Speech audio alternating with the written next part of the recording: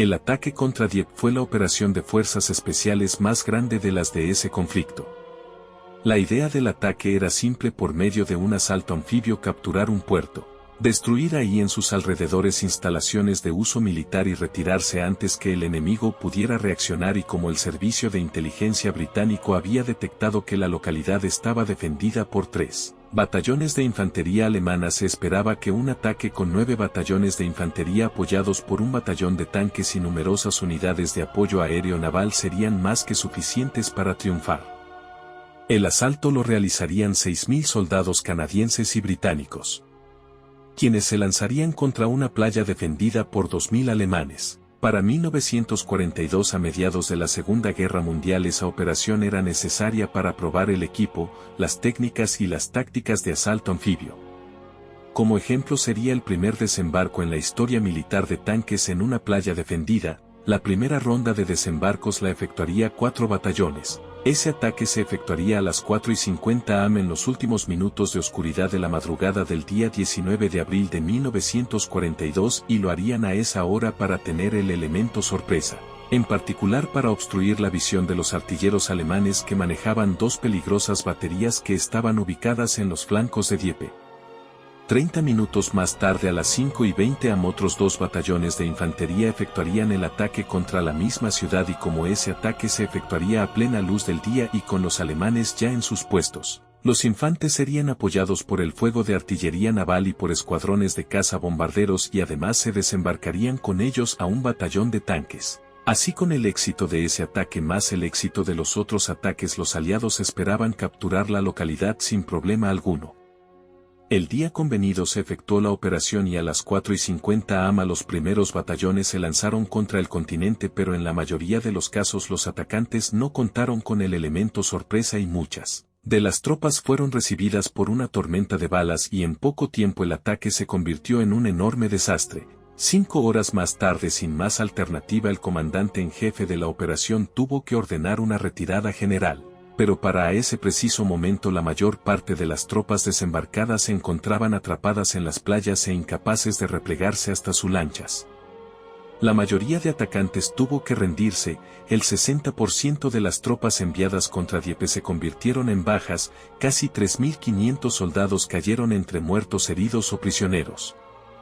Sin lugar a dudas, Dieppe fue un auténtico desastre, tanto por la cantidad de bajas sufridas como por la escasa cantidad de objetivos alcanzados, porque la mayoría de atacantes no logró salir de las zonas de desembarco. Entonces se alza la pregunta: ¿por qué todo salió tan mal? El desastre fue definitivamente el resultado de un pésimo trabajo de planificación por parte de los aliados. Los errores fueron múltiples y se acumularon unos sobre los otros. Por ejemplo, la falta de reconocimiento adecuado causó que numerosas unidades fueran desembarcadas ante puntos fuertes alemanes y ahí sufrieron una enorme cantidad de bajas. Pero de todos los errores, el mayor que se ha logrado identificar es que los atacantes no trajeron consigo a una adecuada fuerza de cobertura. La fuerza de cobertura, tropas que se colocan en los flancos de una operación para prevenir que el arribo de enemigos desde una ruta imprevista. Así, de haber realizado una buena planificación, los aliados deberían de haber tenido algunas unidades navales en los flancos de la operación, y el establecimiento de esa fuerza habría sido relevante porque en la madrugada del día del ataque, a la 1:27 am, el servicio de inteligencia británico descubrió que un pequeño convoy alemán se dirigía hacia Dieppe. Así, de haber tenido el grupo de cobertura, se le podría haber ordenado alejar al pequeño convoy alemán de la zona. Pero los aliados no tenían esa fuerza, por lo tanto el pequeño convoy alemán continuó con su viaje y eventualmente chocó contra las naves que llevaban al batallón que tenía que atacar a la batería en el extremo oeste del flanco alemán. En el confuso combate entre los botes, los barcos que llevaban al batallón británico se dispersaron y muchos simplemente retornaron a Inglaterra. La enorme mayoría de las tropas de ese batallón no participó en la batalla. Pero aún así es interesante observar que los pocos soldados que sí lograron desembarcar lograron neutralizar a la batería alemana por varias horas. Que esas escasas tropas desembarcadas lograran neutralizar a la batería fue una hazaña, pero el desastre fue que el ruido del combate contra el convoy puso a los alemanes en la zona cercana en estado de alerta, y en menos de 10 minutos 1.500 soldados de los 2 batallones que estaban frente a las playas ocuparon sus puestos, y lo hicieron antes que los aliados iniciaran las primeras operaciones de desembarco, y eso fue lo que provocó el Enorme desastre. Aunque es importante observar que otros alemanes que estaban más lejos de la zona no fueron puestos bajo alerta. Lejos del punto del combate contra el convoy, el batallón que atacó a la batería alemana en el flanco oeste sí logró una sorpresa total y eliminó a toda la batería alemana, pero ese fue el único verdadero éxito del día. De los desembarcos que se realizaron más hacia el este, la efectividad fue cada vez menor porque los alemanes ya estaban bajo alerta. El otro batallón que desembarcó en el flanco oeste solo alcanzó la mitad de sus objetivos y perdió una cantidad sustancial de tropas, mientras que el batallón que se lanzó contra el flanco este de Dieppe fue casi aniquilado por completo en minutos. Ya para las 5:20 am los atacantes habían sufrido una cantidad sustancial de bajas. Entonces, ya de día y con los alemanes bajo alerta, se efectuó el asalto directo contra Dieppe con otros 2 batallones. Este ataque tuvo el apoyo de fuego de 4 destructores y numerosos escuadrones de cazabombarderos, pero el apoyo más importante que tenían que tener eran 27 tanques que tenían que ser desembarcados junto a los infantes. Con su fuego los tanques tenían que eliminar los puntos fuertes alemanes hacia las 5:20 am luego que las armas de los barcos y los aviones dejaran de disparar. Los 2 batallones de infantería fueron lanzados contra las playas, pero pese a que el fuego de la artillería fue de ayuda, este ataque también fue un desastre. Los barcos que traían a los 27 tanques no estaban ahí. Simplemente a las tripulaciones de las naves que llevaban a los tanques no se les entrenó adecuadamente y arribaron al punto de reunión con 15 minutos más tarde, y así cuando los 2 batallones de infantería se lanzaron al asalto no tuvieron apoyo blindado.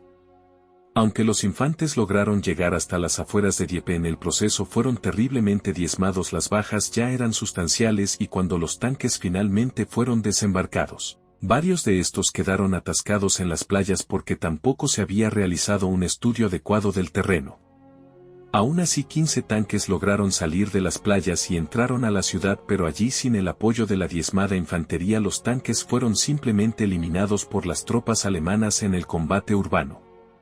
Sin lugar a dudas, el ataque era un enorme desastre y otros errores acumulados, como el mal uso de las pocas reservas disponibles. De haber tenido un adecuado sistema de comunicación y de reportes, las reservas podrían haberse usado donde ya se habían logrado éxitos. Al no tener detalles exactos de lo que estaba sucediendo, el comandante lanzó a sus 2 batallones de reserva contra la ciudad de Dieppe y ahí lo único que esas tropas hicieron fue aumentar el número de bajas. Tal vez lo único que puedo decir sobre el comandante en jefe de la operación es que cuando se hizo evidente que el ataque había fracasado ordenó efectuar la retirada general y lo ordenó a las 9 am, mucho tiempo antes de lo esperado.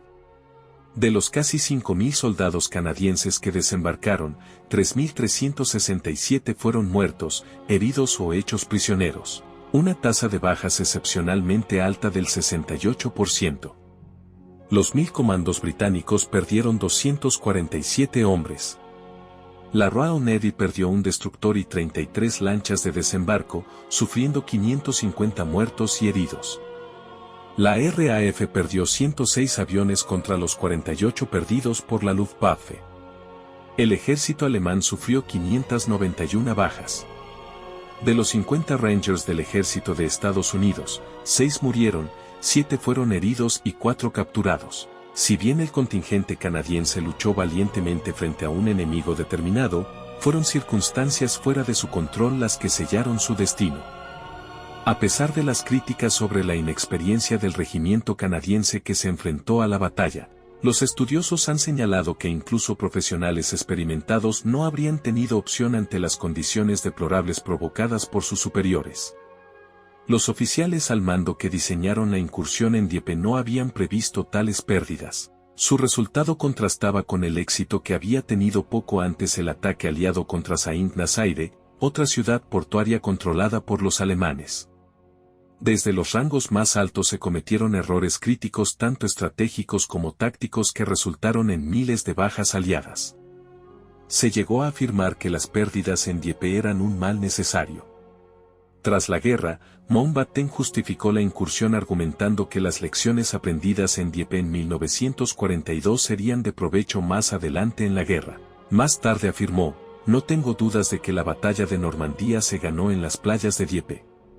Por cada hombre que murió en Dieppe, al menos 10 más se habrían salvado en Normandía en 1944. Comentando el ataque a Dieppe en sus memorias, Winston Churchill comentó que mi impresión de Jubilee es que los resultados justificaron completamente el alto costo y que fue una contribución canadiense de la mayor importancia para la victoria final.